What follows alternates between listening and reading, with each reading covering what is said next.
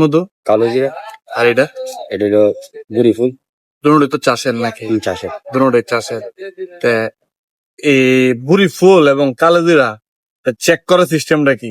Check করার চেষ্টা normally ঠিক আছে, চেক করার চেষ্টা মূলত হচ্ছে আপনি ফ্রিজ আছে, ফ্রিজও দেখতে পারবেন। এরপরে মানে আপনি পরীক্ষা করে লাগতে গেলে অরিজিনাল ভাবে একটা লোডের মধ্যে মধু দিয়ে লাগাই সেটা পুত্তারে দিবেন। যদি গুটিটা খায়ালা তাহলে এটা চিনির পার্সেন্ট আছে।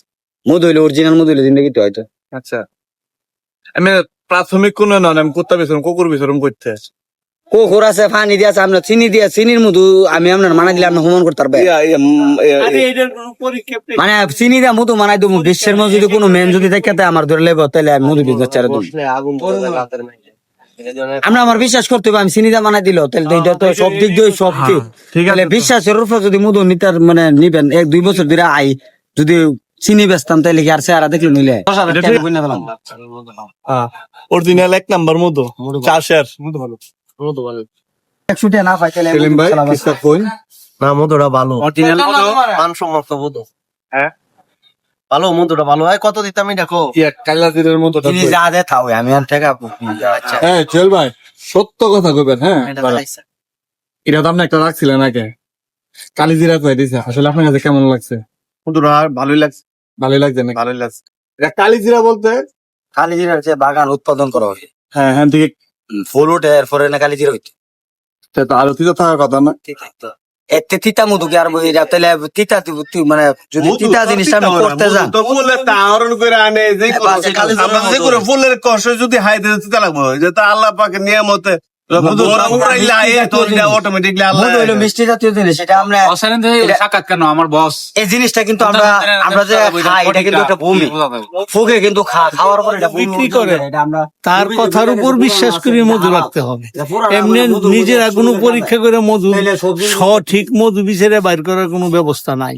যে মধু বিক্রি করে তাকে আগে বিশ্বাস করবেন, এরপরে মধু কিনা খাইছেন, তাইলে আপনার সঠিক মধু পাবে। সে যদি সত্য কথা বলে, আর যদি সে সত্য কথা না বলে বোঝা যাইব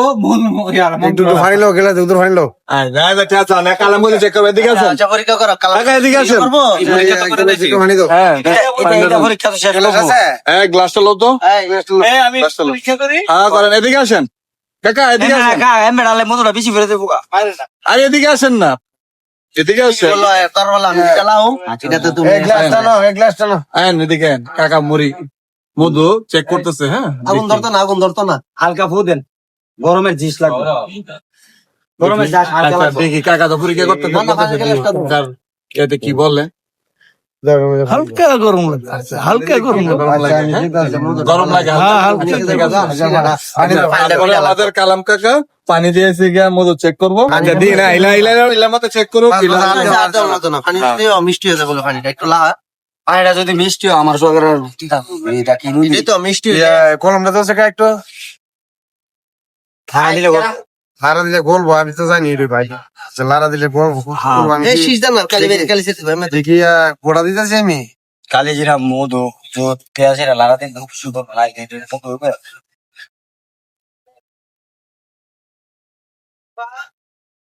আচ্ছা, এখন কি বুঝুম যদি চিনি থাকে তাহলে পানিটা মিষ্টি হয়ে যাবে। দেখেন মধু তো লাড়া দিলে যদি না গলে এটা যদি আবার তলে গিয়ে বয়ে থাকে এটা মধু বেরোবে প্লাস্টিক। পানি মিষ্টি ভাই মধু না এটা। হ্যাঁ, মধু না 5 লাখ টাকা তুমি যদি কালাম আপনার কাছে মধু থাকবে, আপনি যেভাবে লাড়া দিচ্ছেন যেভাবে লাড়া দিচ্ছেন এভাবে আমি লাড়া দেবো। যদি পানি মিষ্টি নাও 50 লাখ টাকা জরিমানা দেবেন সবার সামনে বলছেন। তাহলে আপনি তো মধু দিয়েছেন লাড়া দিবেন, এটা যদি আবার তলে গিয়ে মিষ্টি নাও তাহলে এটা মধু হইব, এটা প্লাস্টিক হইব। হ্যাঁ কোন তাহলে আমি আসি। মধু না মধু আপনি বেচেন আর আমি বললাম মধু মাসে 2-1 পাইঙ্গা খায়। হ্যাঁ ঠিক আছে, তাহলে আপনার কাছে অবশ্যই মধু আছে, অবশ্যই মধু আছে। বাস আমার বাড়ি লাগানা করে কেরাম আমি এখানে আমি 2 দিন তাও সে ভাই আমার নাম ফেসালে তোর সমস্যা নাই। আমরা যে জিনিস করছেন না এটা তো আর প্লাস্টিক না, পুষতুই না এটার ভিতরে। তাহলে আপনার কাছে অর্ধেক গুলো থাকলো, তাহলে আপনার কাছে মধু আসেনি? আপনার কাছে আছে আমার, তাহলে আপনি লয়ান, আপনি লয়ান যেভাবে মধু ডালছেন আমরা দাঁড় যেটা তাও মধু আমার গরু আছে। আরে ভাই পরীক্ষা করছে, ও তো পরীক্ষা করছে, এটা তো আর প্লাস্টিক না। পানির মধ্যে দিছি লাড়া দিছি আবার তলে গিয়ে বইব, এটা মধু, এটা ফুলের কষ। আরে মধু